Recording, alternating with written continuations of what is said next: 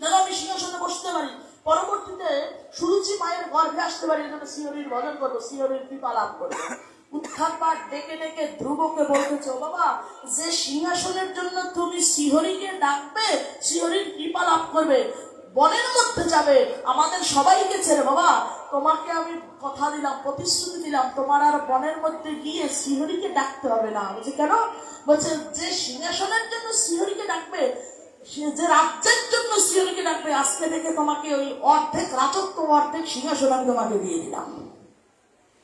উত্থানপাদ ধ্রুবকে বলতেছে, শ্রীহরিকে ডাকার জন্য অর্ধেক রাজত্ব আমি তোমাকে দিয়ে দিলাম। হরে কৃষ্ণ। ধ্রুব অবাক হয়ে তার পিতা উত্থানপাদকে বলে, ও বাবা, এতক্ষণ পর্যন্ত আমি সংশয় ছিলাম যে আমি বনের মধ্যে যাব কি যাব না, কিন্তু তুমি এসে যা আমাকে বললা, তা তো এখন আর বনে না যেতে পারবো না। এখন তো আমার সংশয়টা কেটে গেল যে আমি এখন তো বনে যাবই বটে। বলছে কেন বাবা, তোমাকে তো অর্ধেক সিংহাসন আমি দিয়ে দিলাম, তারপরে তুমি বনে যাবে কেন, শ্রীহরিকে ডাকবে কেন? অতটুকু বাচ্চা শিশুর বাবা মাথায় কি এসেছে দেখুন, শ্রীহরিকে ডাকবে কেন? যেই মাত্র বলছে উত্থানপাদ, ধ্রুব উত্তর দিচ্ছে, বাবা এতক্ষণ পর্যন্ত সংশয় ছিলাম, কিন্তু সংশয়টা কাটলো কেন জানো? যে হরিকে ডাকবো বলে কেবল মনে মনে ভাবলাম, তাতেই যদি সিংহাসন অর্ধেক আমার হয়ে যায়, তাহলে তার কৃপা লাভ করে আসতে তাহলে কি গতি লাভ হবে? যে শ্রীহরির কৃপা লাভ করবো বলে বনের মধ্যে যাব, শুধু এইটুকু মনে মনে ভেবেছি, তাতেই অর্ধেক রাজত্ব আমার হয়ে গেছে নাকি? অর্ধেক রাজত্ব তুমি দিয়ে দিয়েছো, তার মানে শুধু মনে মনে ভেবেছি, এখনো যাই নেই তো, তাতেই তো অর্ধেক রাজ্য আমার, অর্ধেক সিংহাসন আমার। তাতেই যদি অর্ধেক সিংহাসন আমার হয়, না জানি তার কৃপা লাভ করে আসছি আমার কোন গতি লাভ হবে। বাবা বনের মধ্যে না গিয়ে তখন আর পারবো না। হঠাৎ করে কেবল কেউ ঘর থেকে বাবা এক পা বাইরা দিয়েছে, অন্যিকের উত্থানপাদ আবার বলছে, বাবা সিংহাসনের জন্য যাও তো, আর তোমার বনের মধ্যে যেতে হবে না, আমি তোমাকে পুরো সিংহাসন, পুরো রাজত্বটাই তোমাকে আমি দিয়ে দিলাম। বলতেছে, ও বাবা, যে হরির শ্রীহরির কৃপা লাভ করবো বলে কেবল এক পা বাইরা দিলাম, তাতেই যদি রাজত্ব আমার হয়ে যায়, না জানি তার কৃপা পেলে আমি কোথায় চলে যাব। যারকে ডাকবো বলে কেবল ঘর থেকে বের হলাম, এক পাও কেবল বাইরা দিলাম, তাতে যদি সম্পূর্ণ রাজত্ব আমার হয়, আমি যদি সেই রাজ্যের রাজা হয়ে যাই, হরে কৃষ্ণ, তাহলে না জানি তার কৃপা পেলে কোথায় লাভ, কি লাভ করবো, কি প্রাপ্ত হবো। হরে কৃষ্ণ। সঙ্গে সঙ্গে ধ্রুব মহারাজ বনের মধ্যে চলে এসেছে। যেই বনের মধ্যে এসেছে, দেবশ্রী নারদের সঙ্গে দেখা। কি করবে? দেবশ্রী নারদকে বাবা সাধু আশ্রয় নিয়েছে, আশ্রয় বসেছে। দেবশ্রী নারদ বলতেছে ধ্রুবকে, ধ্রুব তুমি তো বাচ্চা শিশু বাবা, কি করে ভগবানকে ডাকবে, ঘরে ফিরে যাও। দেবশ্রী নারদকে উত্তর দেয়, তুমি কি আসল সাধু না নকল সাধু? কেন? বলছে শাস্ত্রীত আছে, কৌমারও নাচর প্রাপ্য ধর্মান ভাগবতা নিহ দুর্লভম মনুষ্যজন্ম তদপুত্র। কুমার অবস্থাতেই তো ভগবানকে ডাকার উপযুক্ত সময়, তোমরা সাধুগুরু বৈষ্ণবরাই তো সিদ্ধান্ত দাও, তা আমাকে দেখে বলছো কেন যে আমি ঘরে ফিরে যাবো? এই জন্য আমার সংশয় হয় তুমি আসলে সত্যিকারের সাধু তো, বৈষ্ণব তো। বলছে বাবা, ভগবানকে ডাকতে গেলে তো অনেক পরিশ্রম, কঠোর পরিশ্রম করতে হবে, ত্যাগ করতে হবে। বলছে আমি সবকিছু ত্যাগ করে এসেছি, কিন্তু আমার কাছে একটা প্রশ্ন, আমি কাকে ডাকবো? দেবশ্রী নারদ অপশন দিল, হরে কৃষ্ণ। কি জানে দেবশ্রী নারদ বলছে, তুমি কি গাছের ডালপালায় জল দেবা না গাছের গোড়ায় দেবা? বলছে না, গাছের গোড়ায় দিলেই তো ডালপালাতেই হয়ে যায়। তখন বাসুদেব মন্ত্র দান করছে বাবা দেবশ্রী নারদ ধ্রুবের কর্ণে, তদসক্ষরে বাসুদেব মন্ত্র দান করছে। বলছে যাও, এই নাম আশ্রয় গ্রহণ করে দিয়েছি ধাম বৃন্দাবন। হরে কৃষ্ণ। ভগবান কেমন আকৃতি বলে দিয়ে গেছে বাবা, হরে কৃষ্ণ। যখন সামনে আসবে তখন বুঝবে এই তোমার ভগবান সামনে এসেছে। বৃন্দাবনে গমন করে দেবশ্রী নারদের কথা মতো বাবা ধ্রুব মহারাজ ভগবানকে ডাকতেছে। ডাকতে ডাকতে আহার নিদ্রা সবকিছু বাবা ত্যাগ করছে, শ্বাস প্রশ্বাসকে জয়লাভ করছে, আসনকে জয়লাভ করছে, ইন্দ্রিয়কে জয়লাভ করে শেষ পর্যন্ত যেই জায়গায় ভগবান আসে না, তখন দুই পায়ের আঙ্গুলের উপরে দাঁড়াইছে বাবা। দুই পা বুড়ো আঙ্গুলের অঙ্গুষ্ঠ, দুই পায়ের অঙ্গুষ্ঠ আঙ্গুলের উপর দাঁড়িয়ে তারপর শ্রীহরিকে ডাকছে। ধরিত্রী দেবী চৌচির হয়ে বাবা বিস্মরণ করছে। ধরিত্রী দেবী ভগবানকে বলে, প্রভু সামান্য একটা বাচ্চা শিশু, ওর যে বজনের ভার এত, তা আমি বুঝতে পারিনি। আমি ধরিত্রী বিস্মরণ করছি, যদি তুমি ওকে কৃপা না করো আমার ধরিত্রী আর থাকবে না, চৌচির হয়ে যাবে। ভগবান অবাক হয়ে ধরিত্রীকে বলতেছে, এই জগতের সমস্ত ভার তো তুমি গ্রহণ করো। তোমাকেই তো দত্তাত্রেয় মুনি এক গুরু সিদ্ধান্ত নিয়েছে, কি বলছে, এই জগতে তোমাকে পৃথিবীকে গুরু হিসাবে বেছে নিয়েছে, যে এই জগতের যত অনিষ্ট, যত অত্যাচার, যত ভার ধরিত্রী তুমি গ্রহণ করছো, কিন্তু সামান্য একটা বাচ্চা শিশুর ভার গ্রহণ করতে পারছো না, এটা কেমন আচরণ? ধরিত্রী বলছে যে, ও প্রভু, এই জগতে আমি ওই বাচ্চা শিশু ধ্রুব আমি বজনের ভারটা, ওজনের ভার গ্রহণ করতে পারছি, কিন্তু ওর যে বজনের যে এত ভার, ওই ভার গ্রহণ করার সাধ্য আমার ধরিত্রী পর্যন্ত নেই। তাহলে যদি কি ওকে আশীর্বাদ না দাও, যদি দর্শন না দাও, তাহলে আমি আর থাকতে পারবো না। হরে কৃষ্ণ। ধরিত্রী দেবীর ওই কথা শুনে ভগবান তখন ধরিত্রী মাকে বলতেছে, জানো ধরিত্রী, তুমি ধরিত্রী যার ভার, বসনের ভার গ্রহণ করতে পারছো না, ওই ভক্তকে, ওই শিশুকে আমি দর্শন দিতে যাব না, ওই ভক্তকে, বৈষ্ণবকে আমি দর্শন করতে যাব। ওই ভক্তকে, ওই বৈষ্ণবকে আমি দর্শন করতে যাব। সঙ্গে সঙ্গে ভগবান ধ্রুবকে দর্শন দিল। যেই মাত্র দর্শন দিল, ভগবানের হাতে বাবা পাঞ্চজনের শঙ্খ দিয়ে কপালে হাত দিল, যেই মাত্র গান। কারণ ভগবানকে সামনে রেখে ধ্রুব সমস্ত জ্ঞান হারিয়ে গেছে, সমস্ত বিদ্যা বিস্মরণ করেছে।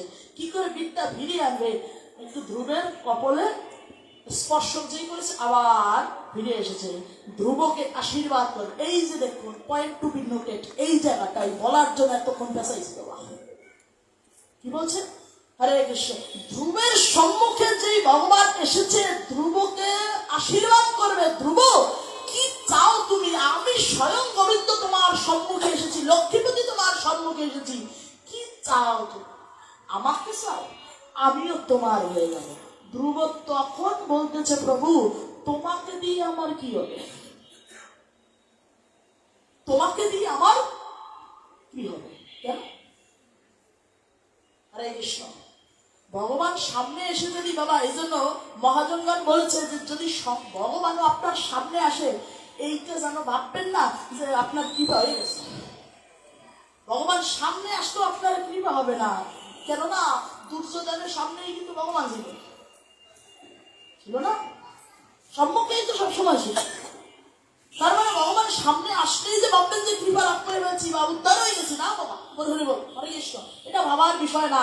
ধ্রুবকে বলছে, তুমি আমাকে চাও, আমি তোমার হয়ে যাবো। বলছে, না প্রভু, তোমাকে দিয়ে আমার কি হবে? বলছে, আমার কি হবে মানে? জগতের মুনি ঋষিগণ দেবতারা পর্যন্ত আমার ওই চরণের ধুলির কামনা করে, আর আমি স্বয়ং গোবিন্দ তোমার কাছে এসেছি, তুমি বলছো আমাকে চাই না, তাহলে চাও কি? ধ্রুব এইখানে খুব তাত্ত্বিক একটা কথা বলছে বাবা। ভগবানকে বলতেছে, প্রভু আমি হচ্ছে দুগ্ধজাত শিশু। কি বলছে বাবা? যে বাচ্চা শিশুর দাঁত ওঠে নাই, দন্ত এখন পর্যন্ত উঠেনি, সেই বাচ্চা শিশুর সামনে যদি একদণ্ড আখ দেন, আমরা আখ ছুঁড়ে খাই না, তো ওই বাচ্চা শিশুর সামনে যদি একদণ্ড আখের খণ্ড দেওয়া হয়, ওই আখের খণ্ড দেওয়া না দেওয়া বাবা সমান কথা না, নাকি? হরে কৃষ্ণ।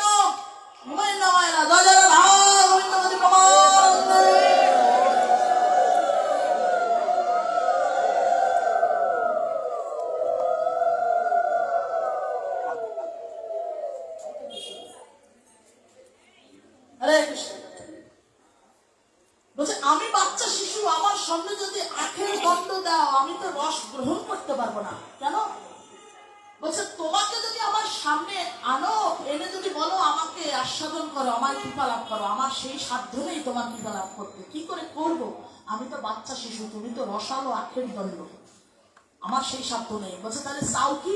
বলছে, প্রভু তোমার থেকে ওই রসের দণ্ড থেকে যে রসটা নিংড়িয়ে আমার মুখের মধ্যে দিতে পারবে, ওই সাধুগুরু বৈষ্ণব চরণ আমাকে লাভ করিয়ে দাও, ওই বৈষ্ণব সঙ্গ দাও, সাধু সঙ্গ দাও, যে তোমাকে, তোমার কাছ থেকে রসটা নিংড়িয়ে আমার মধ্যে দিতে পারবে। হরে কৃষ্ণ। এই জন্য সাধুগুরু বৈষ্ণব সঙ্গ, গুরু গোবিন্দের কৃপা না হলে, গুরু কৃপা না হলে, বৈষ্ণব কৃপা না হলে ভগবত কৃপা সম্ভব না। যে রথযাত্রা হচ্ছে বাবা, বললেই বল, রথের মধ্যে দেখবেন 3টা রথ।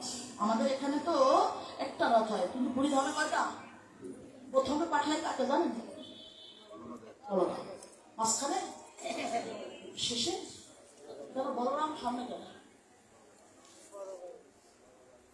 বড় ভাই। আর কিছু না?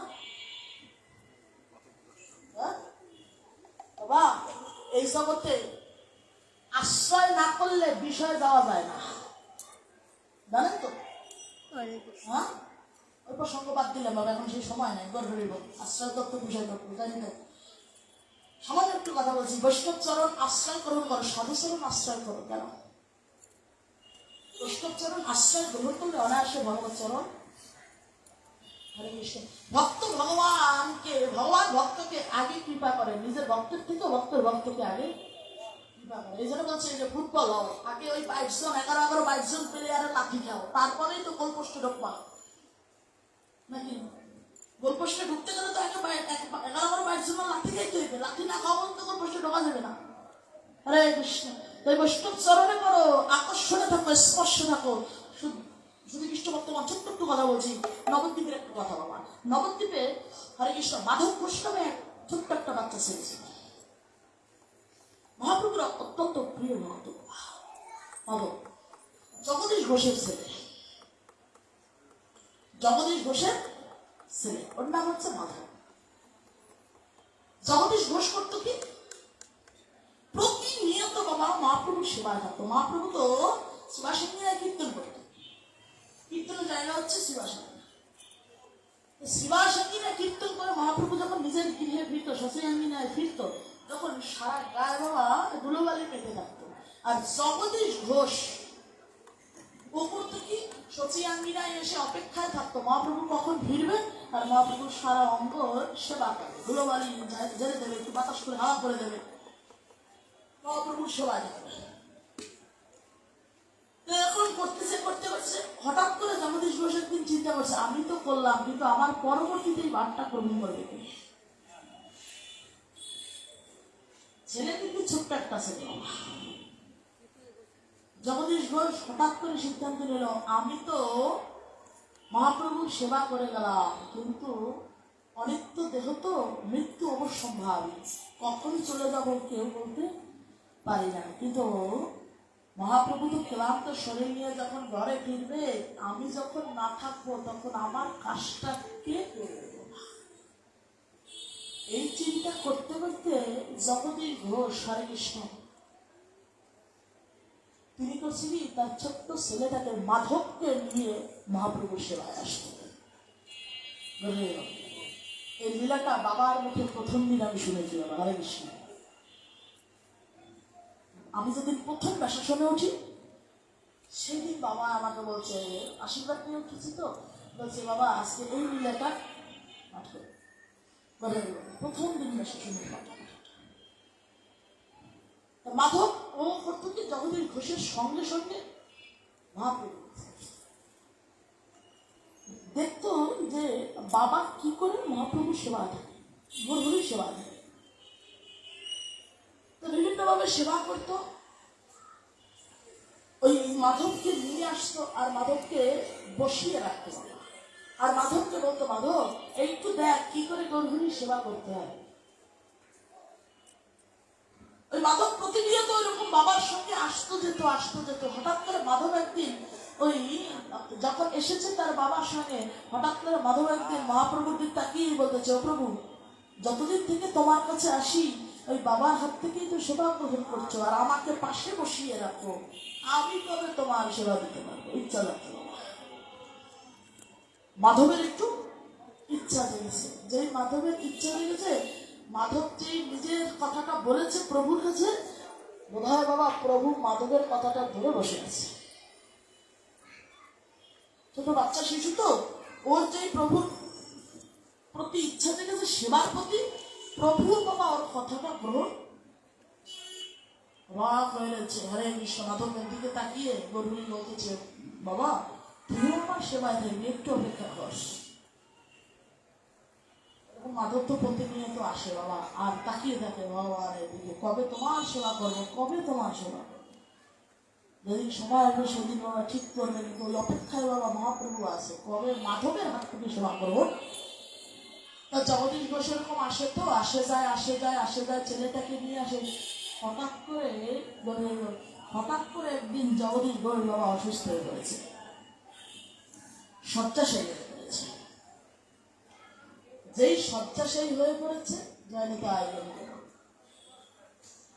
এখন একদিন যায়, দুদিন যায়, 3 দিন যায়, 4 দিন যায়, এরকম করতে করতে করতে করতে বাবা ওই জগদীশ ঘোষ আর মহাপ্রভুর গৌরহরির সেবায় যায় না।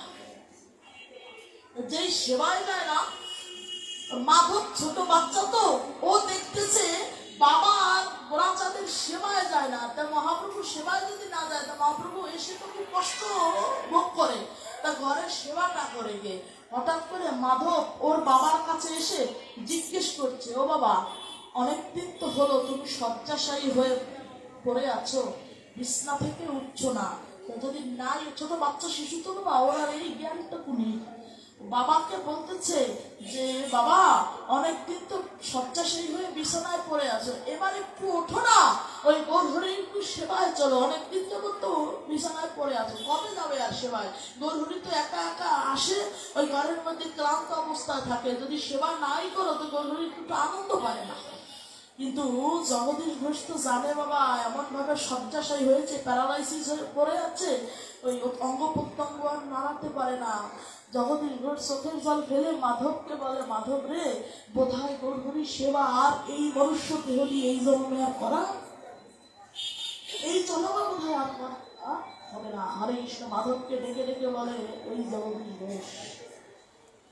জগদীশ ঘোষ যেখানে বলে, মাধব বলো, বাবা তুমি যদি তার সেবায় থাকো তাহলে সেবাটা করবে কি।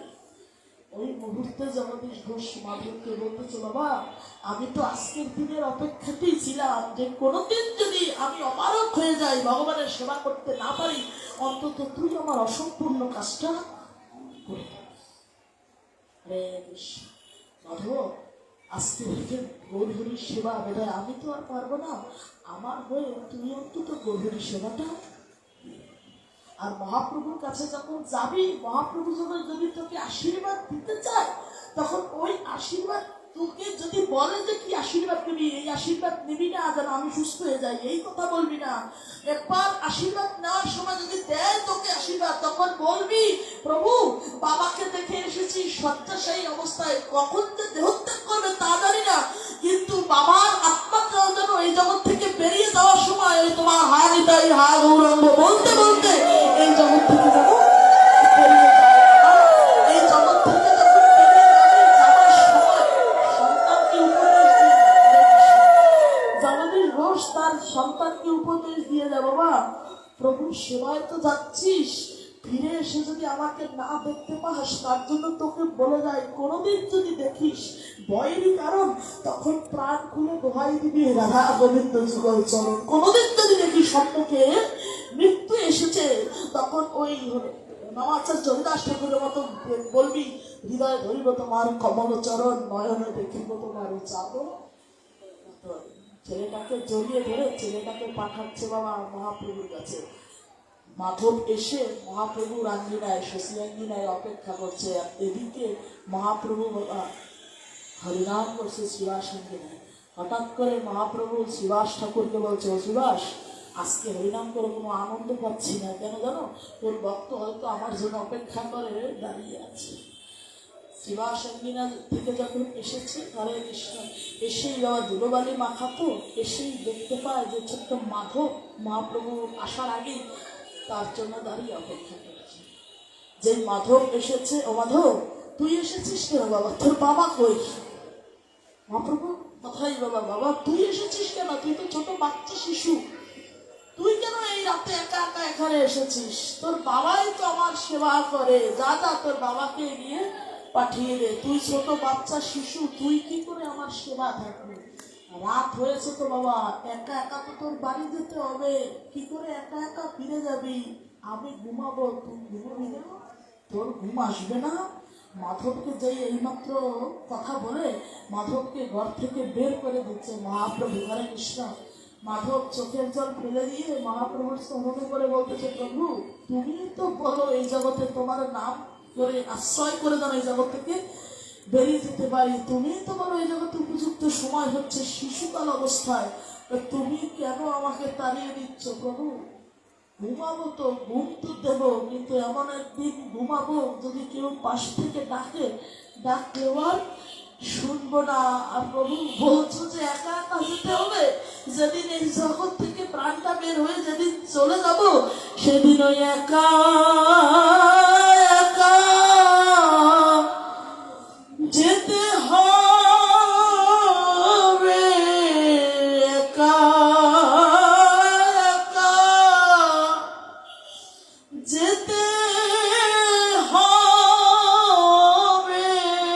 মাধব মহাপ্রভুর চরণে বলছে, প্রভু জানি না এই জগৎ দিয়ে তোমার আর সেবা করা হবে কিনা, কিন্তু এই আশীর্বাদ করো, বাবাকে দেখে এসেছি, হয়তো গিয়ে নাও দেখতে পারি, যেন এই জগৎ থেকে যখন চলেই যাবে তখন যেন তোমার হা কৃষ্ণ হা গোবিন্দ গৌরাঙ্গ নাম নিতে নিতে যেন এই জগৎ থেকে বেরিয়ে যায়। সাধুগুরু বৈষ্ণবের চরণ ধরে নিয়ে যেন নিতে পারি। বলছে দাও বৈষ্ণবে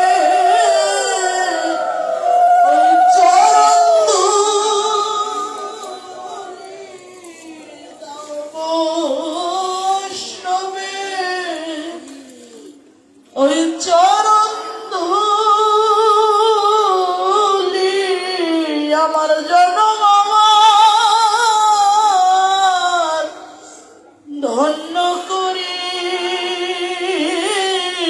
দাও বৈষ্ণবে চরণ ধুলি, একবার বদনে বলি ওই কৃষ্ণ বলি, হরে কৃষ্ণ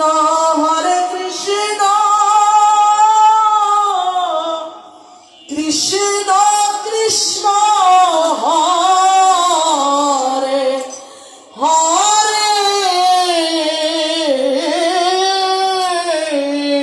হরে রাম হরে রাম রাম